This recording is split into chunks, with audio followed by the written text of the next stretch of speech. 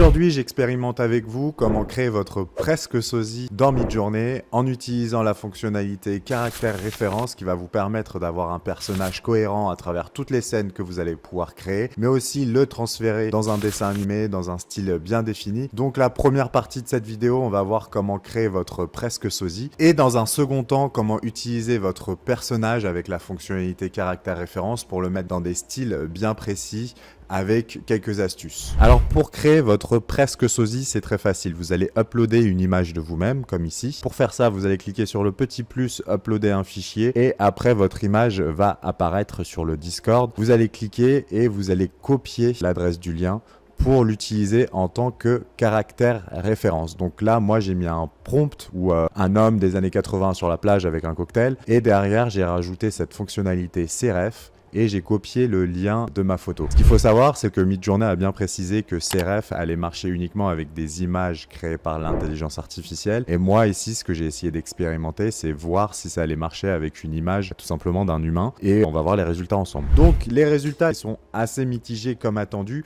dans le sens où Midjourney avait prévenu que si vous donnez une image de vous-même et après vous essayez de l'utiliser avec caractère référence, ça va pas forcément très bien marcher. On va dire que le visage, c'est vraiment pas ça, mais qu'en même temps, il y a certaines caractéristiques de mon visage qui sont respectées. Afin de trouver la meilleure image pour construire mon personnage récurrent, j'ai essayé plusieurs prompts où j'ai fait varier ici le character weight. Le character weight, il va de pair avec le caractère référence dans le sens où ça va donner une importance au personnage. Ce qu'il faut comprendre, c'est qu'en fait varier de 0 à 100, qu'est-ce qui se passe. Donc je vais vous montrer plutôt à 80 ou à 100 ce que ça donne en termes de résultats. Donc voilà les résultats que j'ai eu à 80, voilà les résultats que j'ai eu à 100. En fait, 80, 100, ça va faire respecter les habits de l'image d'origine. Donc je vous remonte l'image d'origine. Vous voyez ici que j'avais un costume et une chemise. Et quand je vais de 80 à 100, vous pouvez clairement voir que la chemise et le costume est respecté. Alors que si je descends vers des valeurs qui vont de 0, 40, 20, vous allez voir qu'ici, il adapte les habits du caractère référence du personnage de référence. Et donc en essayant tout ça, moi j'ai eu une photo qui était plutôt pas mal, c'est celle-là, où j'ai trouvé que le visage était assez bien respecté. Donc je l'ai upscalé pour l'avoir dans une bonne qualité et j'ai pris cette première image pour commencer à construire mon personnage principal, mon personnage récurrent et voir ce qu'on peut en faire après derrière. Donc une fois obtenu la photo qui me convenait, tout ce que j'ai fait, c'est j'ai cliqué sur la photo et j'ai copié l'adresse du lien pour utiliser uniquement cette photo en caractère référence. Et après, ce que j'ai fait, c'est essayer d'obtenir différents shots de ce personnage principal, de profil, etc.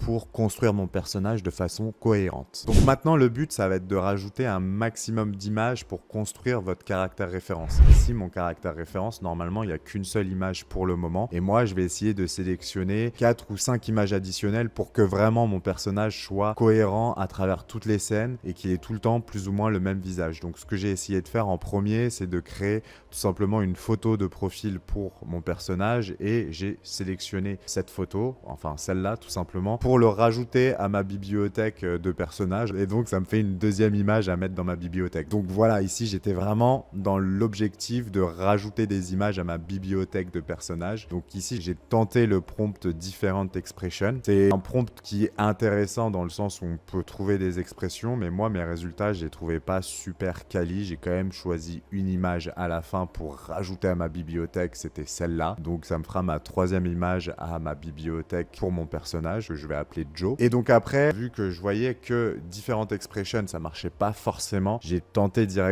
de rajouter des adjectifs sur mes photos. Donc quand il est triste, quand il est joyeux. Là, j'ai gardé cette photo quand il est énervé. Donc ça me faisait ma troisième ou ma quatrième photo que je vais rajouter à ma bibliothèque. Et quand il est anxieux. Donc maintenant, on va voir comment concaténer toutes ces images ensemble et appeler ce personnage spécifique pour le mettre dans des styles bien différents. Donc ça sera la deuxième partie de cette vidéo.